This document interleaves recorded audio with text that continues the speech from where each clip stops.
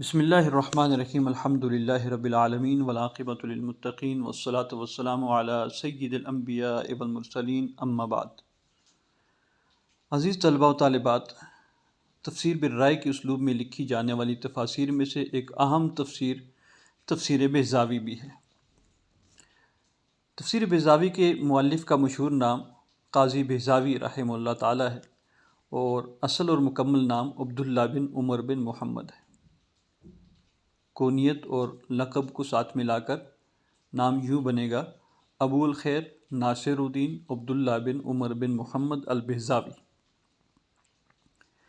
امام بہزاوی رحمۃ اللہ علیہ مسلکاً شافعی تھے اور آذربائیجان کے شہر شیراز کے رہنے والے تھے۔ اللہ تعالیٰ نے بڑا علمی مقام عطا فرمایا تھا، جامع العلوم تھے، قرآن و سنت اور فقہ کا علم بھی، اور اس کے ساتھ معقولات، علوم عقلیہ، منطق، فلسفہ کے علوم بھی حاصل کر رکھے تھے، بلکہ ان علوم میں مہارت تامہ رکھتے تھے۔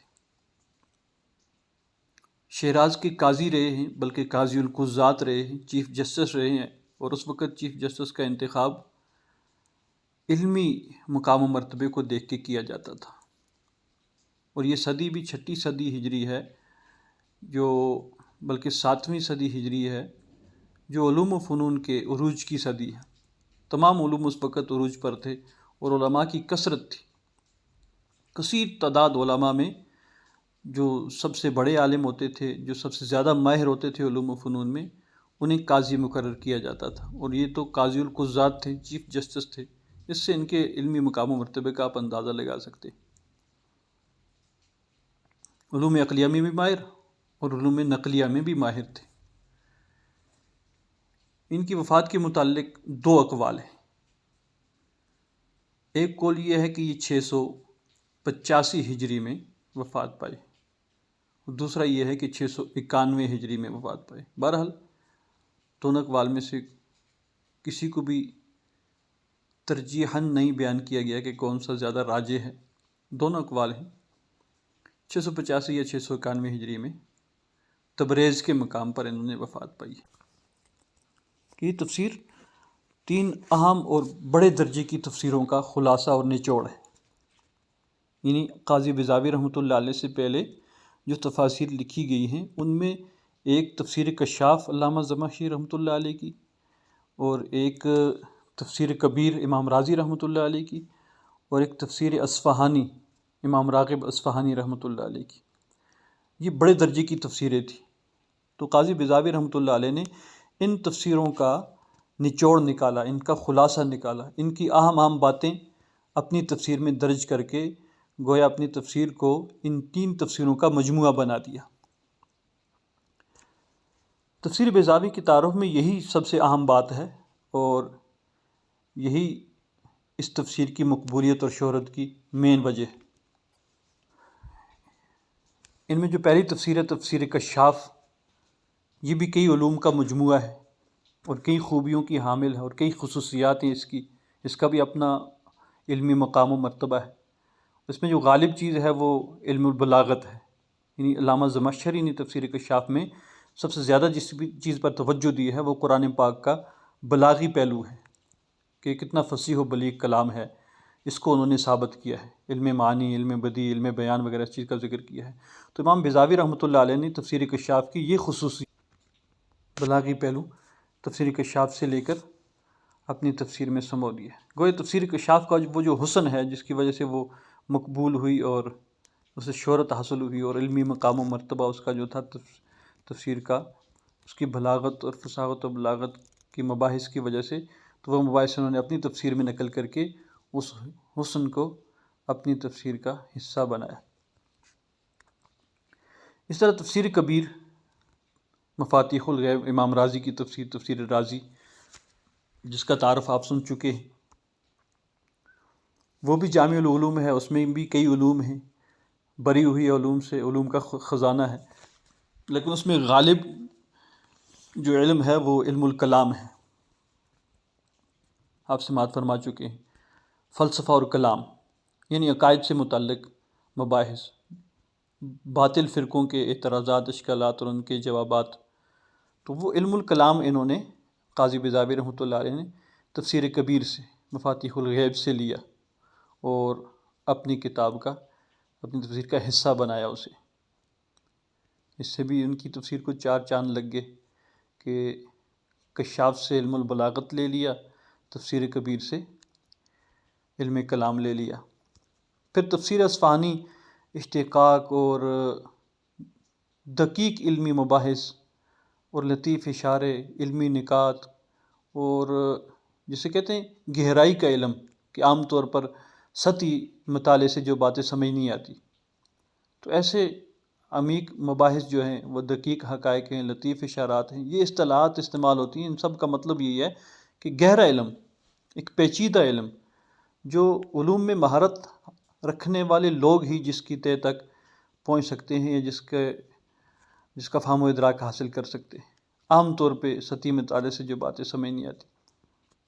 اس کی آسان سی مثال یہ ہے کہ اس دور میں آپ اردو میں علامہ اشرف علی تھانوی رحمۃ اللہ علیہ کی کتاب جو تفسیر ہے بیان القرآن، اس کا آپ اٹھا کے مطالعہ شروع کر دیں تو ہے اردو میں لکھی ہوئی، لیکن ایک صفحہ آپ ایک دفعہ پڑھ کے کبھی بھی نہیں سمجھ سکیں گے اسے، جب تک آپ 4 5 6 8 10 دفعہ نہیں پڑھیں گے تو آپ کی سمجھ میں نہیں آئے گا کہ یہ کیا لکھا ہوا ہے، حالانکہ اردو ہے۔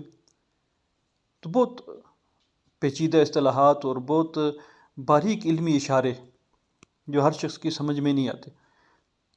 تو اس طرح کی یہ تفسیر ہے، تفسیر اصفہانی اصل میں اس طرح سے ہے۔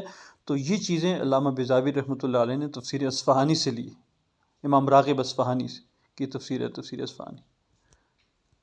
تو اس وجہ سے بھی ان کی تفسیر کافی مقبول ہوئی اور کافی اس کی شہرت حاصل ہوئی۔ اور یہ اتنی پیچیدہ اور اتنی دقیق اور اتنی آپ یہ سمجھیں کہ اس میں لطیف اشارات ہیں، اتنی گہرائی ہے اس تفسیر میں کہ یہ درس نظامی کے نصاب میں موجود ہے، اور ہم نے یہ جامعہ اشرفیہ لاہور میں پڑھی تفسیر بیضاوی، اس کا تقریباً 1 پارہ نصاب میں شامل ہے پہلا۔ تو پورے سال میں ہم نے غالباً 2 رکوع سورہ بقرہ کے شروع والے 2 رکوع ہم نے پڑھے پورے سال میں، ایک ایک لفظ میں ایسی عجیب مباحث ہیں کہ پورا ایک پیریڈ ایک کلمے یا ایک لفظ میں گزر جاتا تھا۔ ہفتہ 10 دن 15 دن ایک آیت پہ گزرتے تھے، ایک آیت کی مباحث۔ بہرحال یہ جو تفسیر بیضاوی ہے اس کا بہت بڑا علمی مقام و مرتبہ ہے۔ یہ ایک نچوڑ ہے 3 بڑی تفسیروں کا، خلاصہ ہے 3 اہم تفسیر بالرائے کے اسلوب پر لکھی جانے والی تفاسیر کا، تفسیر کشاف، تفسیر کبیر اور تفسیر اصفہانی کا۔ علماء کی نظر میں اس تفسیر کا کیا مقام و مرتبہ ہے، 2 قول ہمارے مصنف نے بھی ذکر کیے ہیں، ایک علامہ زرقانی کا اور ایک حاجی خلیفہ کا۔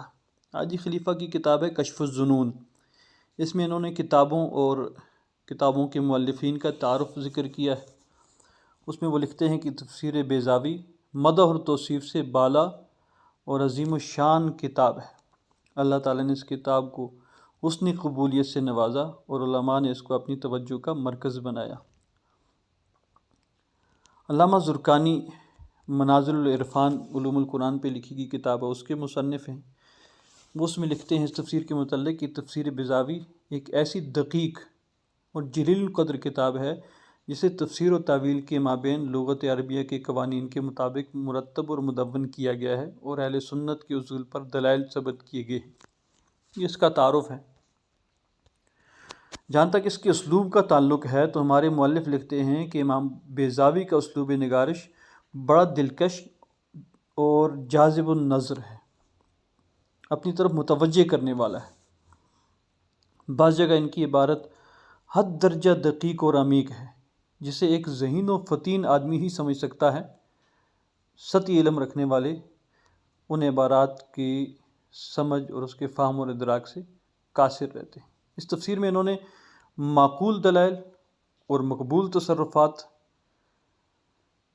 رکھنے والے ایسے امور بیان کیے ہیں جو ان کی فکر و بصیرت کے ثمرات نتائج ہیں اور جن کی وجہ سے اسرار و رموز سے شک و میل دور ہو کر ان میں چمک اور وضاحت پیدا ہوتی ہے اور علم میں وسعت اور بصیرت میں اضافہ ہوتا ہے۔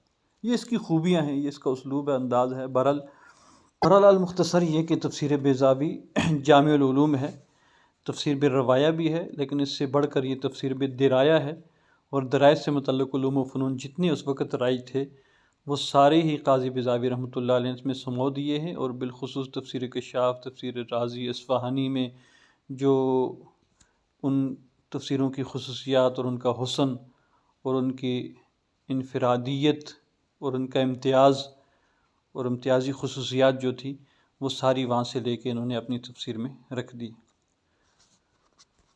ہمارے مؤلف نے تفسیر بیضاوی کی کچھ خصوصیات ذکر کی ہیں۔ خصوصیات کا عنوان اگر آپ قائم کریں تو اس میں آپ یہ لکھ سکتے ہیں کہ ایک خصوصیت یہ ہے کہ یہ تفسیر جامع العلوم ہے، یعنی قرآن و سنت اور فقہ کا علم بھی اس میں ہے، اور منطق، فلسفہ، بلاغت، کلام کا علم بھی اس میں ہے، جامع العلوم ہو گئی۔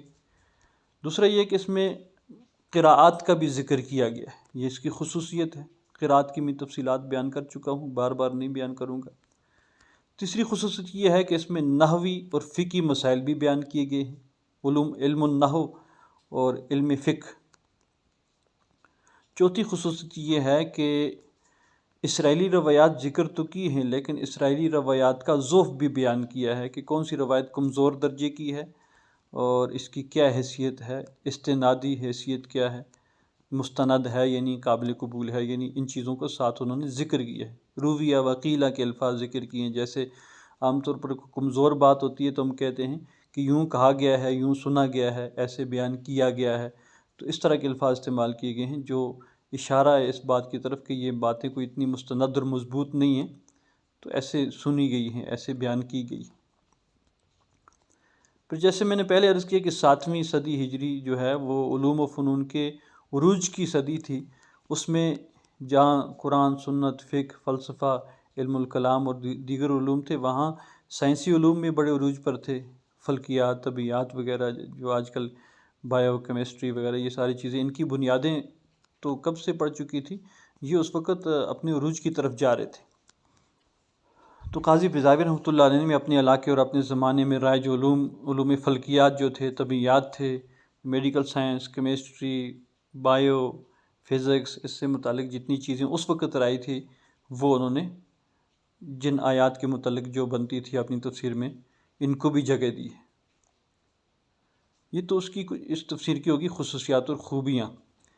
ایک اس تفسیر کی خامی بھی ذکر کی گئی ہے، اکثر اس کا ذکر اس تفسیر کے تعارف میں کیا جاتا ہے، وہ یہ ہے کہ انہوں نے امام زمخشری سے جیسے علم البلاغت لیا ہے، ایک چیز اور بھی لی ہے کہ ہر سورت کے آخر میں کچھ احادیث لکھی ہیں کہ اس سورت کی یہ فضیلت ہے، اس سورت کی یہ فضیلت ہے، اس سورت کی یہ فضیلت ہے، اس کو پڑھا جائے تو یہ فائدے ہیں، یہ فائدے ہیں، یہ فائدے ہیں۔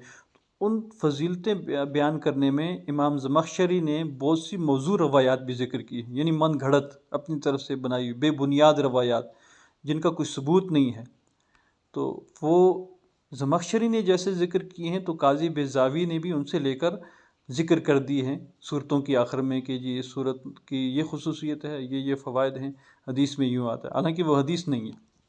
تو وہ کچھ موضوع روایات بھی صورتوں کی فضیلت میں امام بیضاوی نے اپنی تفسیر میں نقل کر دی ہے۔ آخر میں ہمارے مؤلف اس تفسیر کے تعارف کا خلاصہ لکھتے ہوئے رقم تراز ہیں کہ مختصر یہ کہ تفسیر بیضاوی ان خصائص کی حامل ہے۔ نمبر 1 یہ کہ دلکش اور جاذب توجہ اسلوب ہے اس کا۔ نمبر 2 یہ کہ مختلف قراتوں کا انہوں نے ذکر کیا ہے۔